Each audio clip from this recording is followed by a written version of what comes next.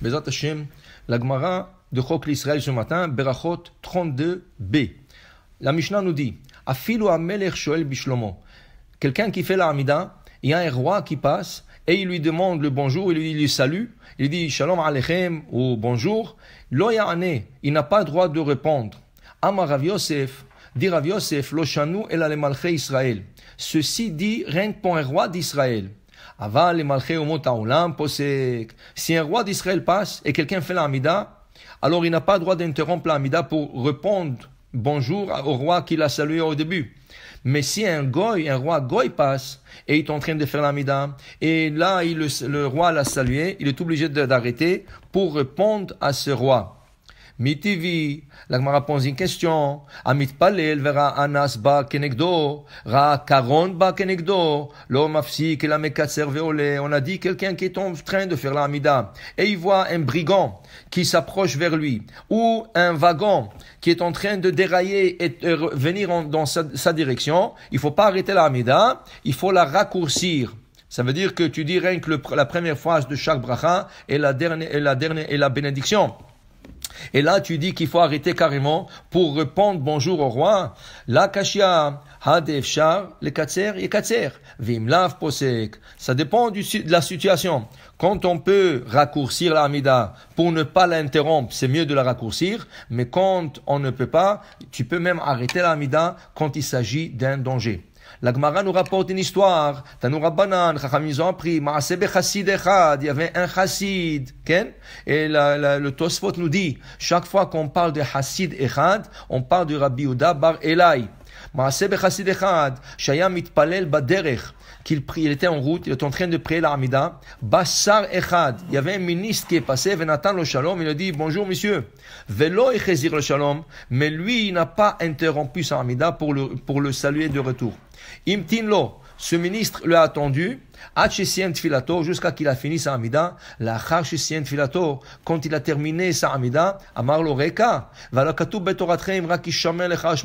il dit, comment tu as fait ça? Je te dis bonjour, tu m'as pas répondu. Est-ce que la Torah vous ne dites pas qu'il faut faire attention à vous? Et dans ce cas, il lui dit, je suis un ministre et j'aurais pu te couper la tête, de décapiter, et personne m'aurait rien dit. Alors pourquoi tu n'as pas répondu? Amarlo, il lui a dit, donne-moi à répondre à tes paroles. Amarlo, il dit, toi tu es ministre, et si tu serais devant sa majesté, et un autre ministre serait venu, un homme que tu connais très bien, et il t'aurait salué. Est-ce que tu l'aurais répondu? Est-ce que tu l'aurais resalué? Amar lo lav, non, il dit non. Pourquoi? Parce que je suis devant le roi. Et quand tu es devant un roi, c'est un manque de respect de saluer quelqu'un, même si l'autre il t'a salué. Et si tu l'aurais salué à l'autre personne, qu'est-ce qu'il t'aurait fait? Il dit, le roi tout de suite m'aurait décapité. Amarlo, alors ce Hassid, il disait à ce ministre Goy, Vedvarim Kalva Homer. Alors écoute, on va faire Kalva Homer, à plus forte raison. Uma, Ata, Shaita Omed, Lifne Melech Basar Vadam, et toi, qui tu es devant un roi, chair et os, Shayom Kam Machar Bakever, qui est aujourd'hui là et demain il Bakever, et tu n'as pas le droit de répondre. Ani, Shaiti Omed, Lifne Melech Malchem, Akrim Akosh Baruchu, Shu Hay Vekayam, la Adul Meolami, moi qui est en train de faire sa prière devant Akosh Baruchu, qui est là pour éternité, à la chat kama vekama, à plus forte raison que je n'aurais pas le droit de te répondre.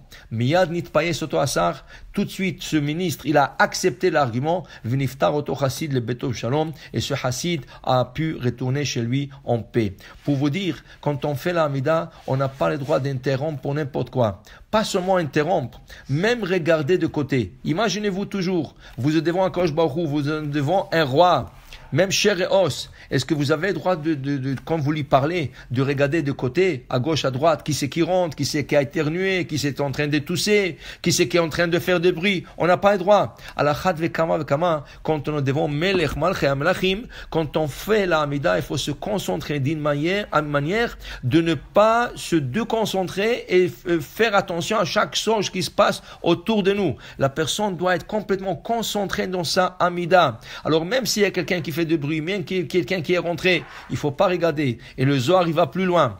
Rabbi Shimon Bar Yochai dit dans le Zohar, chaque personne, avant de quitter ce monde, il a pour une seconde la chance de voir la Shekhinah, la présence divine. Et c'est pour ça qu'une personne, quand elle décède avec des yeux grands ouverts. Pourquoi? Parce qu'il a vu la Shekhinah et pour lui c'était un waouh. Il a vu quelque chose d'extraordinaire et c'est comme ça que la Neshama quitte ce monde en regardant la Shekhinah. Mais il dit le Zohar, celui qui était avec la Shekhinah pendant son vivant, ça veut dire quand on fait la Hamida, et il faisait pas attention à la Shekhinah, il regardait à gauche, à droite, il s'occupait de toutes sortes de choses, il regardait son téléphone, il faisait autre chose que donner l'importance à la Shekhinah, n'aura pas ce mérite et droit de voir la Shekhinah juste avant de quitter ce monde. Pour dire, il faut essayer de toute notre force de se concentrer dans l'Amida et savoir qu'on est en train de faire la prière devant Melech Malchei Amlachim HaKadosh Baruch Hu. Baruch Adonai Le'olam. Amen ve Amen.